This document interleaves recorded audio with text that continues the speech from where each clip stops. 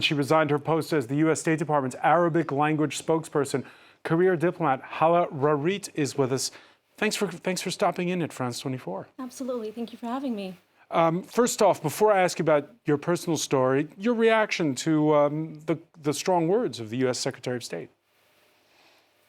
It's progress. It's progress, but at the end of the day, they're still just words, unfortunately. And what we need to see is action. The U.S., which last week for the first time paused or announced the pausing of military aid to Israel, was that just words as well? It was not a shift in policy. It was a pause of one shipment, which is significant. And we have to recognize that and be aware that that is a major shift. But it is not a policy shift. At this point, it's one shipment, and we need to see more. So, Hala Rharrit, the war begins October 7th. What brings you to that decision to tender your resignation? Well, it was a very agonizing decision, honestly. I've been a diplomat for 18 years. I never expected to resign. But it was day after day, human rights violation after human rights violation, that led me to finally decide I could no longer be part of the system, and I needed to get out of the system in order to be able to speak freely about what's really happening. And what's happening is a violation of U.S. law. It's a violation of international law that is keeping neither Palestinians nor Israelis any safer. The U.S. State Department refusing to comment your resignation, but they did, one of their spokespeople did say that there are channels where, quote, our workforce can share their points of view. There's sort of, I guess, a forum where as a diplomat you can speak out. Your thoughts on that? How does it work when you have a grievance, when you don't agree with policy? Absolutely. As I mentioned, I've been a diplomat for 18 years. This is not the first policy that I've disagreed with. But my resignation had nothing to do with my personal opinion. It had everything to do with the fact that I'm an American diplomat, and I've been monitoring the situation on the ground. We do have mechanisms in place in order to explain to Washington what the issues are, what the problems are. And that's what we've been using, and that's honestly what kept me in for as long as it did after October 7th and throughout these last 7 months, is being able to explain to Washington from everything that we were seeing that there was a significant backlash against the United States because of our policy in Gaza, that growing anti-Americanism was fueling a lot of hatred, and also at the end of the day, that even the families of the hostages that deserve to go back home, they themselves are protesting against Netanyahu's government and are insisting an end to the violence, an end to the war. The diplomatic solution is what needs to be pursued, not more bombs. So I guess we're getting to the heart of the matter here. How's the sausage made when you formulate foreign policy? Is it something that is set in stone years previous and very difficult to move?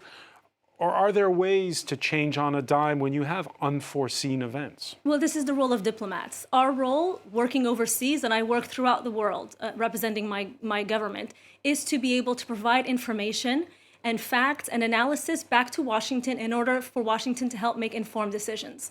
So me, as my role, my last role was spokesperson in the Arab world. I was documenting and I was sharing all the, for example, the images that were going viral of the children that were getting killed, and America was being blamed for those killings. So what happens is, generally speaking, diplomats are able to help Washington. But in this circumstance, what became abundantly clear is that no matter what I said, no matter what any other diplomat overseas said to Washington, the policy remained the policy. And that was what also led me to my resignation. Is that always the case, or is it specific to Mideast policy, what you're describing, this intransigence? I can just say that never in my 18-year career have I ever seen anything like this, where no matter what's coming from the field, there is not a shift. And I can speak to this specifically as a spokesperson because I was receiving the talking points that we were supposed to be articulating. And things like I tried to get a statement out on press freedom and on the fact that journalists in Gaza need to be protected. And I've faced severe pushback from my own government and from my own colleagues, whereas press freedom is an American value. So for me, this is unprecedented, and it's created a chilling effect throughout the department where other diplomats don't feel like they can articulate their concerns. Yeah, what is it about the Middle East? Why is it so intransigent with this particular topic? Well, it's coming directly from the top, directly from the White House. And in that case, it makes it very difficult for us who are subject matter experts to be able to influence that policy. Why is it intransigent, you think? Why is the White House intransigent? I think it's very complicated, to be quite honest, and that's something that I ask myself every single day before my eventual resignation.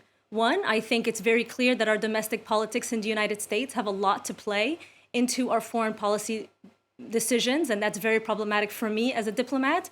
Our politicians should not be able to profit from war, but as our system currently stands, they are able to profit from war. And how so? That's problematic. Campaign contributions from the arms industry. As a diplomat, I could have never received that, nor should I have. I was an open book. They knew everything about my life because I served the people. I served the United States. That's how it should be for our politicians as well. And it was clear to me as a spokesperson that, unfortunately, our government did not value a Palestinian life the same way that we valued an Israeli life. And it pains me to say that as an 18-year veteran of the Foreign Service, but it was clear in our talking points. There are some fundamental issues that we have to address as a government to help both the Palestinians and the Israelis out of this war. You penned an op-ed piece last week on the news website The Hill, where you said right now there's an aura of fear and unease among American diplomats. Can you describe more what you mean? What Absolutely, exactly? Fear. Absolutely. Fear. People are scared to talk to their colleagues. That was my experience when I was still on the inside. And I can tell you that it became abundantly clear to me after I submitted my resignation and it became known internally before it became known externally. While I was still working, but people knew I had resigned, people came up to me and said, I'm too scared to speak out. Many people share those views. Thank you for speaking out. Thank you for doing what you're doing. We wish we could, but we can't, either financial considerations or family considerations. But a lot of diplomats are having a very hard time implementing this policy, not because they disagree with it, but because they understand the ramifications of a militaristic policy. And I want to be clear, this militaristic policy has failed. It has not achieved any of its objectives in Gaza. It has only led to intense suffering for both Palestinians and in the long run for Israelis as well, because it is not creating safety or security, it is creating generational cycle of violence. But I go back to that clip we heard at the outset of the U.S. Secretary of State. In the last week, you're saying it's just words, but is this a turning point, is my question. I'm hoping it's not just words. I read the report that we came out with, the State Department came out with, that was supposed to be submitted to Congress.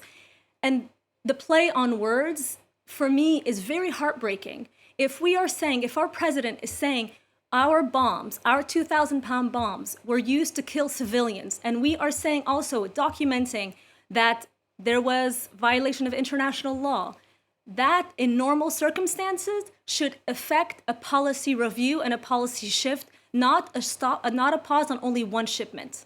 This is my point. It is significant and it is a start. But we have to stay true to our values as the United States of America. We need to be concerned about our own national security interest and that of a stable Middle East. And a policy shift to halt offensive weaponry is what's necessary, not strictly one hold on one shipment. Last week, the Israeli Prime Minister was heckled during Holocaust Memorial Day commemorations. Today, Memorial Day commemorations, Benjamin Netanyahu's heckled again. Is the change going to come from Washington ultimately or from inside of Israel? That's a very good point. I've been so inspired by so many Israelis that have spoken out against this, and so many American Jews that have spoken out against this as well, saying not in my name. There are so many organizations that realize that violence is not the solution here. Inflicting harm and damage on another population will not bring you security. And what we need, again, is a return to diplomacy. We need to listen to people who have been affected by this crisis on both sides. And as the United States, my hope is that we play the role of a true ally, which means if an ally is not doing what they're supposed to do, violating international law, we should not be sending them more weapons in order to do that. We should be strong for our ally and explain that violence is not going to yield what you want. Generational shifts will, and we need peace in order to do that, and we need a ceasefire in order to do that. And I hope that we leverage our influence with Israel and with Arab states throughout the region for them to put pressure on Hamas in order to get to that result. Gulf states are waiting for it to die down to normalize ties with Israel. Do you have the sense that they're putting the Palestinians first? They'd like this to all go away and so they can normalize ties too. Normalization was never an issue. The issue was the 75-year occupation. Normalization works in favor for a stable Middle East. It's a good thing for the region.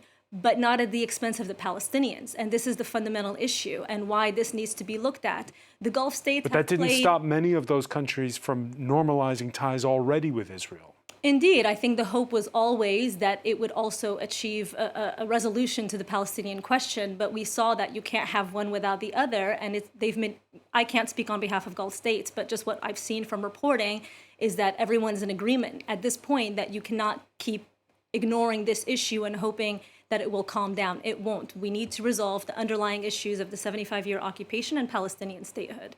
Hala Rharrit, there's an urgency, which is to stop the fighting, obviously. I hope you brought your crystal ball with you. What is this going to be a matter of days, weeks, months? Look, for the sake of the 600,000 children in Rafah, I'm hoping it's days. I am really hoping that what the president said and what Secretary Blinken are saying, that if Netanyahu chooses to go into Rafah, that at that point, the U.S. will have to limit its support. I hope that that is enough. I hope those words are just enough.